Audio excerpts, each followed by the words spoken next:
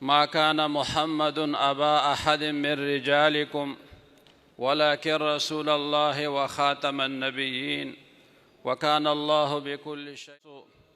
خوش نصیبی ده چې په یو داسې مبارک مجلس کې په یو داسې مبارک تقریب کې موږ او تاسو را جمع شوي یو. د هغې نسبت آقای دو جهان، زینت کون و مکان، نبی آخر الزمان، احمد مجتبی، حضرت محمد مصطفی صلی الله علیه وسلم تکیږي.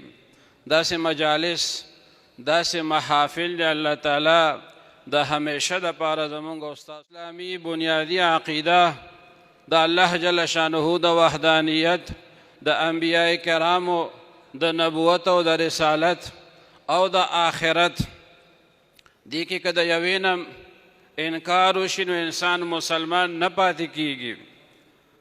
بل طرف ته چې مونږ وګورو، قادیانیت خپل پرچار په داسې طریقه باندې کوي چې ډېر مسلمانان بې خبره د هغوی په دام کې راشي، د هغوی په جال کې راشي.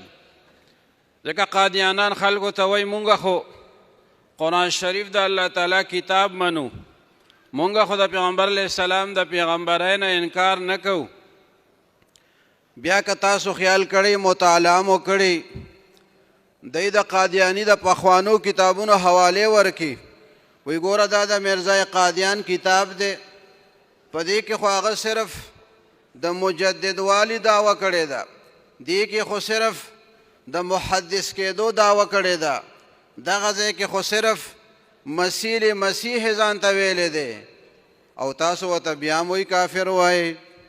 نو مسلمانانو رونو، تاسو به دا یاد ساتئ چې قادیانیت دا فتنه او د ده د نبوت دغه دعوې دا یک دم نه دي شوي، دا مرحله وار وي.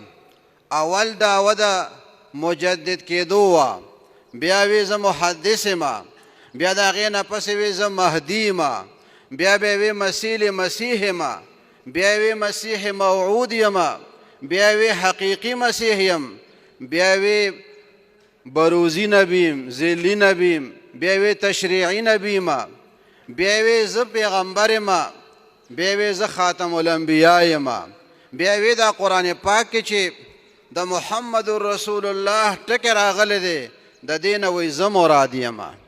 که ته وایې چې دا خبرې خو د کفر دي، خدای په کوم کتاب کې ویلي دي؟ نو مونږ ورته وایو تاسو د قادیاني کتابونه راواړوئ.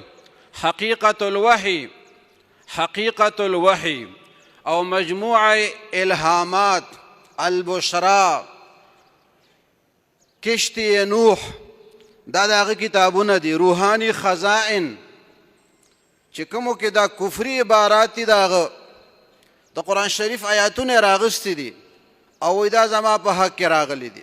وما ارسلناک الا رحمة للعالمین، وی دا زما په حق کې نازل دی.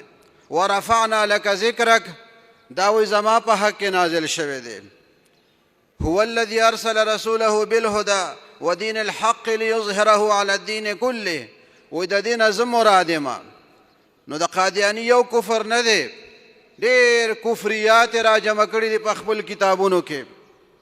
هغه کله وی زه مسیح یم، عیسی یم، کله وی زه مریم یم، کله وی زه موسی یم، کله وی احمد یم، کله وی محمد یم. وی منم مسیح زما، منم کلیم خدا. زه وی عیسی یم او موسی هم یم.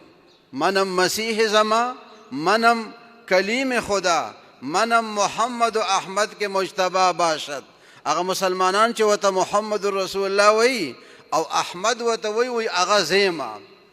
نو د داسې کفریاتو نه پس به څوک د هغه په کفر کې شک وکړي او هغه ته به بیا کافر نه وایي.